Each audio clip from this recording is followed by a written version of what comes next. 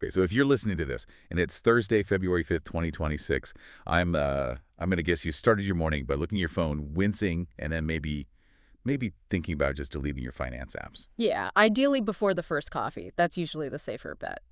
I honestly wouldn't blame anyone. We're looking at the numbers this morning, and I mean, brutal feels like an understatement. Yeah. Bitcoin has officially fallen below $67,000. 67, yeah. We haven't seen a handle that starts with a 6 since, what was it, October 2024. Late 2024. It's been a long time, a really long time in this market. It feels like a very, very cold start to the year. And look, usually when we do these deep dives, we try to find a silver lining. You know, we talk about the buy the dip opportunity. But today feels different. It feels different because the data says it is different. This isn't just a red day on the charts. It's a structural shift. And that is exactly our mission today. We are not here to just stare at red arrows and panic. We need to figure out why the old rules aren't working. I mean, usually Bitcoin drops 20% and the laser eyes crowd shows up. The buy the dip army, right? But they're gone. The group chats are quiet. That whole Trump bump we were talking about last year just seems to have evaporated. It's gone. So we're going to unpack this lack of catalyst theory. We're going to look at why the macro environment has gotten so hostile. And we need to explain this Warsh effect that is scaring the living daylights out of institutions. And we've got a huge stack of sources today. We're pulling from Sherwood News some really granular on-chain data from CryptoQuant and Glassnode, and some pretty tough analysis from Stifel, Citi, and Bitwise. Okay, let's unpack this, because I think a lot of people open their portfolios in January expecting, the 2025 party to continue. And instead, they walked into a funeral. Exactly. A funeral might be a bit much, but... The mood is definitely heavy. Let's just start with the cold, hard reality. Bitcoin is down 23% in just the past week. Which is already bad enough. It is. But if you zoom out to the all-time high, that was back on October 6, 2025, around 98,000. We are down roughly 46% from that. 46%? Wow. That is basically a coin flip on your money if you bought the top. That's painful. It's incredibly painful. And you have to put this in context, too. Historically, Q1, January, February, March, that's usually Bitcoin's playground. The average return is like plus 46%. So normally we'd be popping champagne right now. We should be. But so far in 2026, we're down over 20%. So we aren't just slipping, we're completely bucking the historical trend. We've fallen through the floorboards. We really have. And, okay, when you fall through the floorboard, you hit the basement.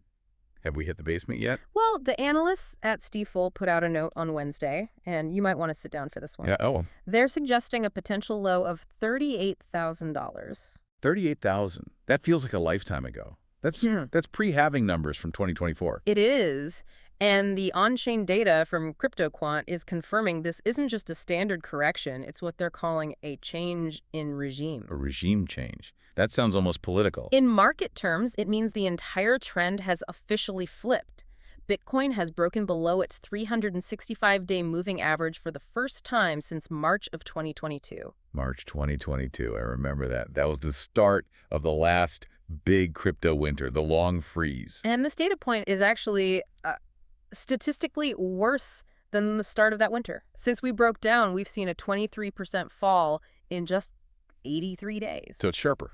Faster. Much sharper. We lost that support at $70,000. That was supposed to be the iron floor, right? Right. And now the on-chain guys are saying a slide toward the $60,000 range is very, very possible. Okay, so the technicals are all screaming bear market, but I want to get inside the investor's head. Yeah. Because usually a price drop this big, you have people salivating at the discount. So why is no one buying? That's the demand vacuum we're seeing in the Glassnode data. A demand vacuum. Sounds like something you'd buy on Amazon. But I'm guessing it's not cleaning up this mess. Unfortunately not, no. It means that spot volumes, so people actually buying Bitcoin to hold it, not just to trade paper, are structurally weak. The selling pressure is there, but there is just nobody on the other side to absorb it. But why? Did everyone just run out of cash?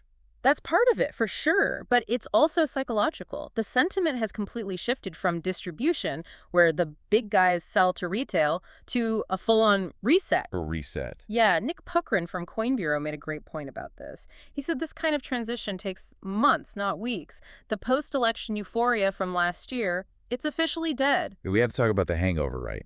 There had to be an event that triggered this. That's the thing. The catalyst already happened. It was that party's over moment back in October, the October 10th liquidation event. Remind us of the scale of that. I feel like it's a bit of a blur. It was $19.1 billion wiped out.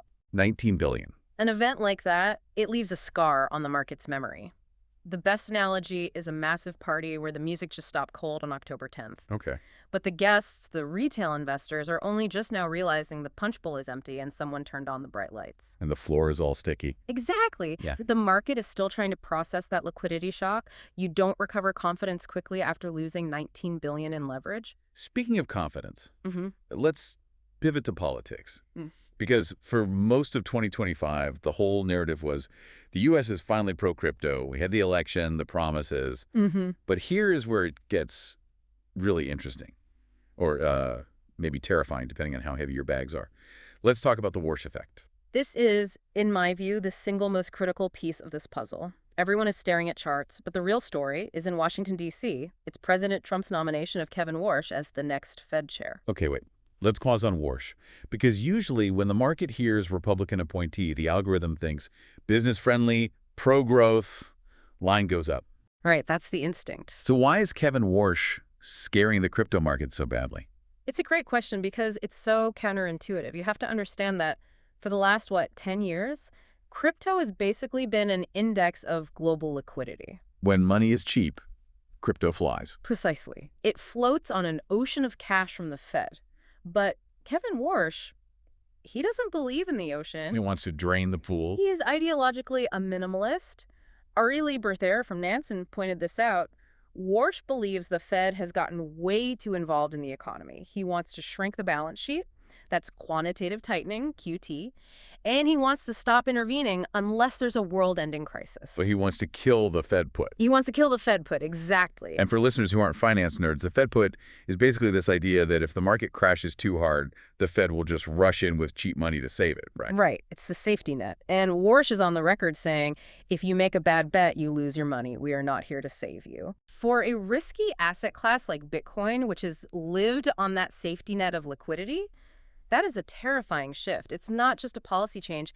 It's a philosophical U-turn. So markets are pricing in the fact that the safety net is gone.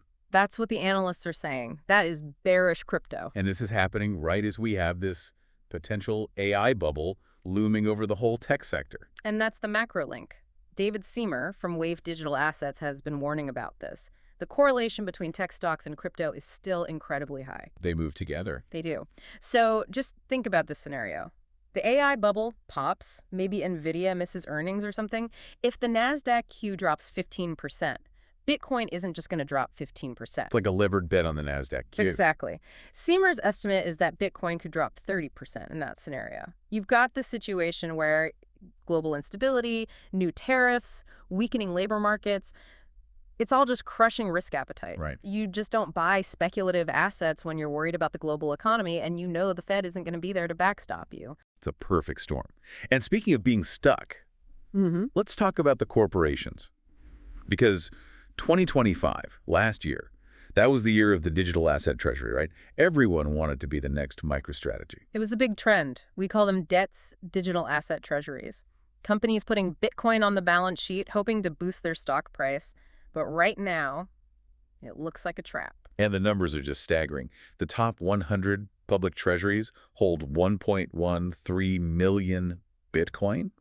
And Strategy, we all know who we mean, holds over 713,000 of them.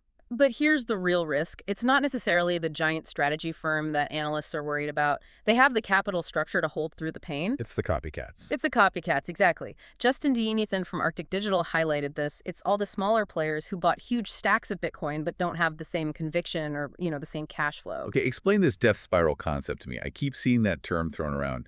How is this backfiring on them now? Think of it like buying a house on a credit card. If the house value goes up, you're a genius. You refinance, pay off the card, life is good. But if the house value drops? If the house value drops, the bank calls and asks for more cash to cover their risk, but all your cash is tied up in the house, so you're forced to sell the house at a loss just to pay the bank. Which then drives the price of all the other houses in the neighborhood down. Exactly. And for these companies, if their stock is collapsing because Bitcoin is down, they can't raise new money. They might actually be forced to puke up their coins just to keep the lights on. Puke up their coins. That is a vivid image. But it makes perfect sense. It creates a selling feedback loop. A very dangerous feedback loop that just wasn't there in previous cycles. In 2020, we didn't have dozens of public companies holding this much Bitcoin. Now we do. So I've got macro pressure from Warsh, we have corporate pressure from the copycats, and then there's the regulatory pressure, or I guess the lack of it. I remember back in July 2025, everyone was so excited about the Clarity Act and the U.S. Genius Act. What happened? They're stalled. Total gridlock in the Senate. And markets hate uncertainty more than anything. The city analysts pointed out that without clear rules, that institutional adoption we were all promised, it just stops. And that hits the ETFs, right? Directly. Yeah. ETF inflows have been lackluster all year. The Trump bump and the hope for those bills drove all the flows last year. Now that the bills are just bogged down in committee, the big money is sitting on the sidelines. Yeah. They're not going to deploy billions of dollars into a regulatory gray zone. And look, we've been talking almost entirely about Bitcoin. But if Bitcoin has a cold, the rest of the market has, like, full-blown pneumonia. That's putting it lightly. If you look at the rest of the market, Ethereum, Solana, the alts, it's not a correction, it is a bloodbath. I was looking at the prices this morning. Ethereum is under $2,200. That's a 9-month low. And the spot Ethereum ETFs have seen $342 million in outflows. People are just fleeing. XRP down to $1.24. Solana's under $84. We haven't seen that since January of 2024.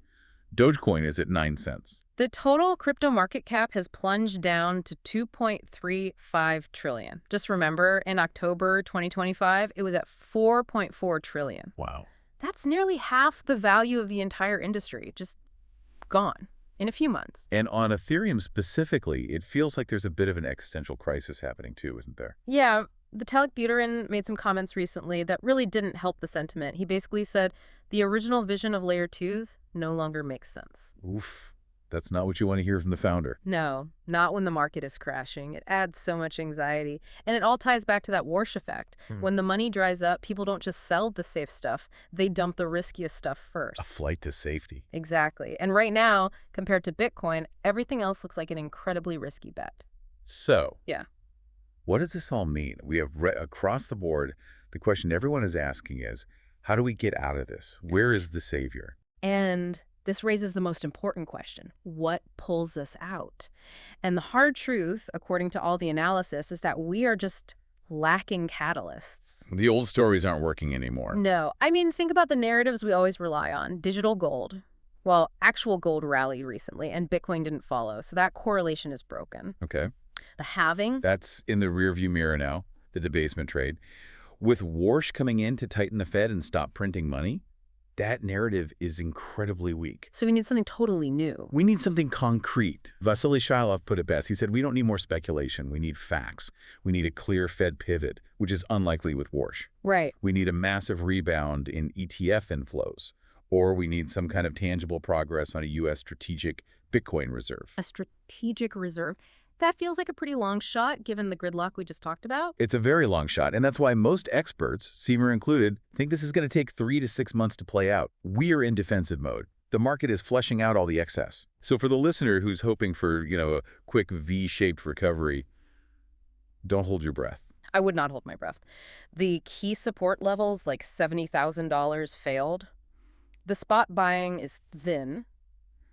This feels different because the macro backdrop is just tighter than it has been in years. It's a harsh reality check. I think a lot of people got used to that up-only elevator. They thought institutional money meant we'd never see these 40–50% drops again. But if you look at it from a structural perspective, this is a transition. We're moving from Bitcoin as a high-beta venture-style asset. Risky and explosive. Right. And it's moving towards being a balance sheet asset. Like a boring, steady asset. Eventually, yeah.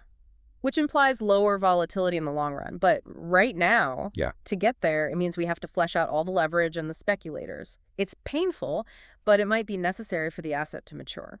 Before we wrap up, I want to leave our listeners with this one thought. It came up in the research from an analyst named Devin Ryan, and it's been stuck in my head all morning. He thinks the correlation between Bitcoin and the rest of the crypto ecosystem might totally break down over the next 2 years. That's a fascinating idea. The great decoupling. The great decoupling. What would that even look like? Well, for a decade, crypto has just been one big bucket, right? Bitcoin, Dogecoins, NFTs, they all move together. If Bitcoin went up, everything went up. Sure. Devin Ryan is suggesting that era is over. So in 2027 or 2028, Bitcoin survives, but the rest of it doesn't. It's a real possibility. Bitcoin becomes this boring, respectable asset that nations and pension funds own.